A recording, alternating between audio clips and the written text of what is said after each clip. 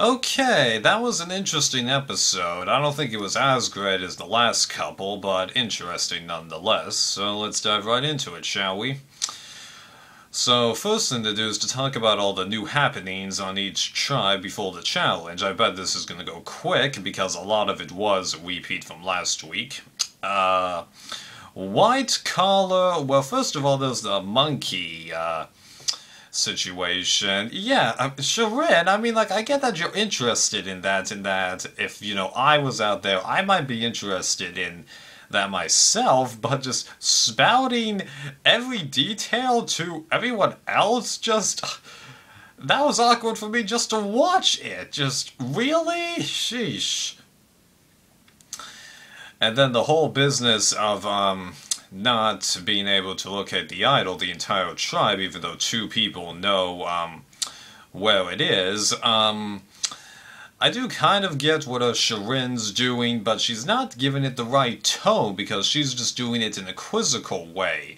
If you're going to do like a truce for the hidden immunity idol, you gotta do it with definitive certainty tones, because, like, yes, there comes a point when you're looking for the idol that you can just give up and walk away. Malcolm basically said that, although it's shocking that this tribe hasn't stopped, given how long it's been, even though idols have gone on without being found for longer, trust me on that, but, yeah. So that's really all there is to mention. It seems like the tribe's getting better, but I don't know if I totally believe that they've fully worked everything out. It's just that they've gotten a break from Tribal, even though that has been proven in multiple seasons that you get one or two wins under your belt, the entire gameplay in your current tribe just flips, and then there's the swap aspect when it's a free tribe season, yeah.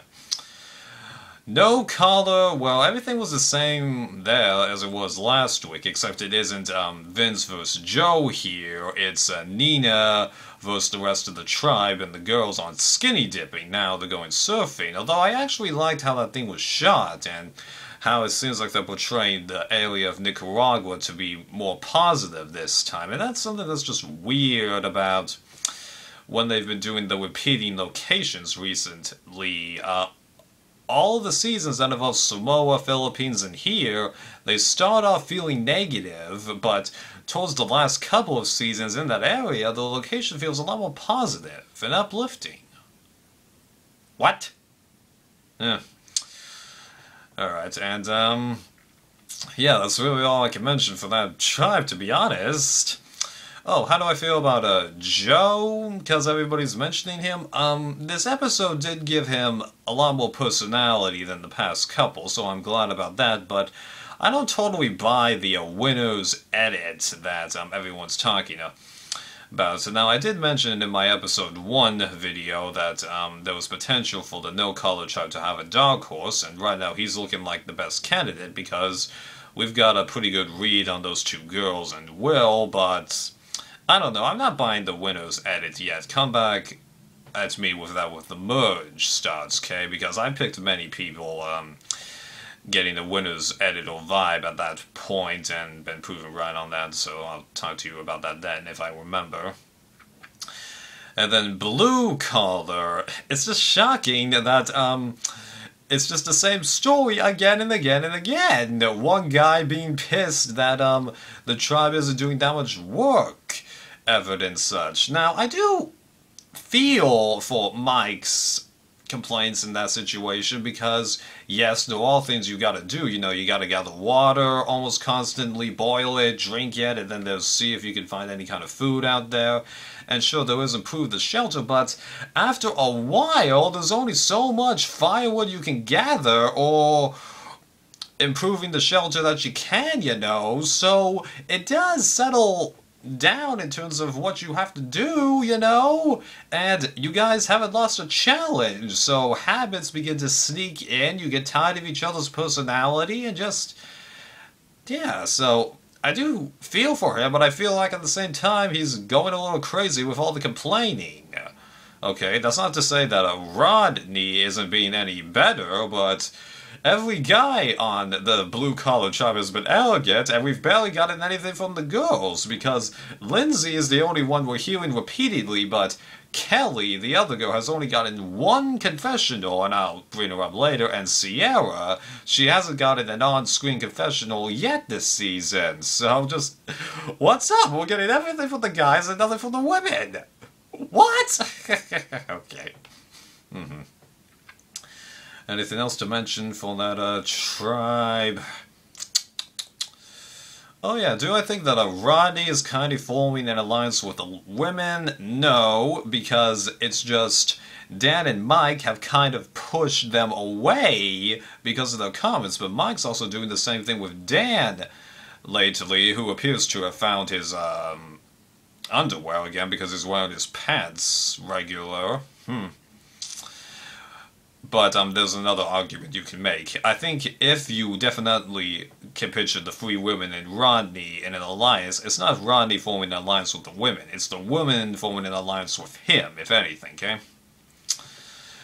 That challenge, it may look boring, but I think that there's actually a lot of merit to this challenge, because it's actually a lot tougher to do once you think about it, because you have to have 5 people moving in sync across an obstacle course while carrying that huge bucket between them. And like, I have a tough time when we're like moving a bookcase from the upstairs to the downstairs. No matter what position I'm in or where we're going, I always have trouble with the system. So like, yeah, it's not as easy as it looks, people. You gotta be quick and nimble, but even then it's tough.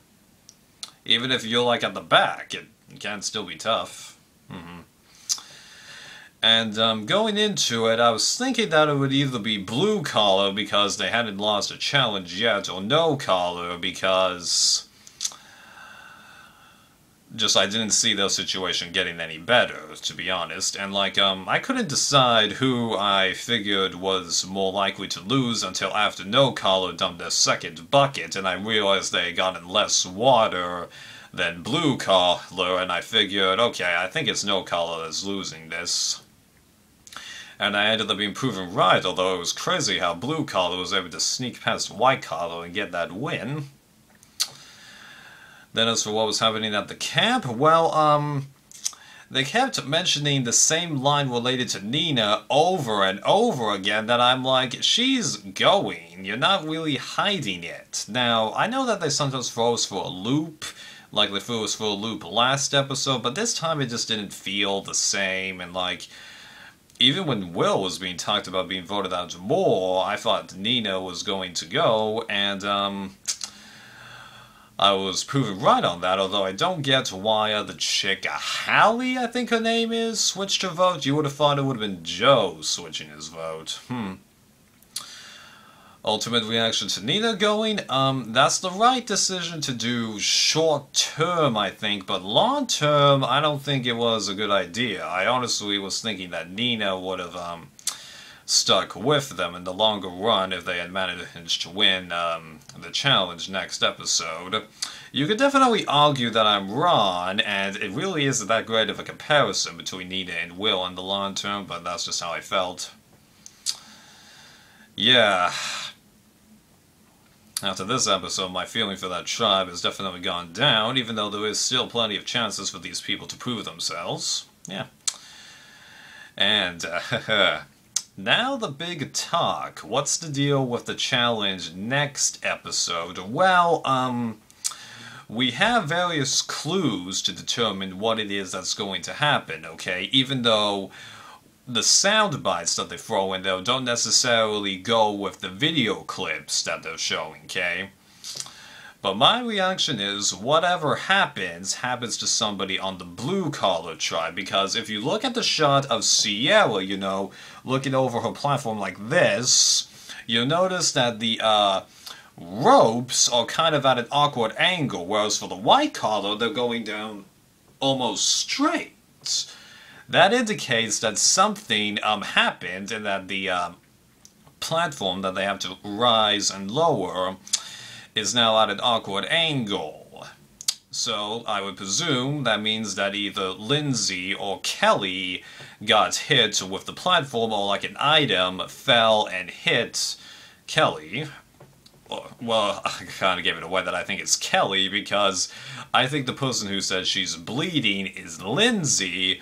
And since the guys on the no-collar tribe are either sitting out or pulling the platform in the stationary position, and CO's on the platform, you know, it's just process of elimination. Now, of course, I could be wrong in that merely one of the chicks on the blue-collar tribe hit somebody on the no-collar tribe, or Shirin on the white-collar, but it's just the clues that we've got, and that's my theory. Plus, it would explain why we're not getting much from the females on the blue-collar.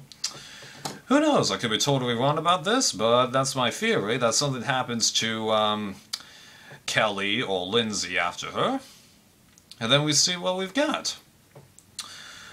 But if nobody, you know, gets pulled from the game in this situation, although it is likely that somebody will if there's blood involved, because I don't think anyone's ever had that big of an issue minus Scoopin',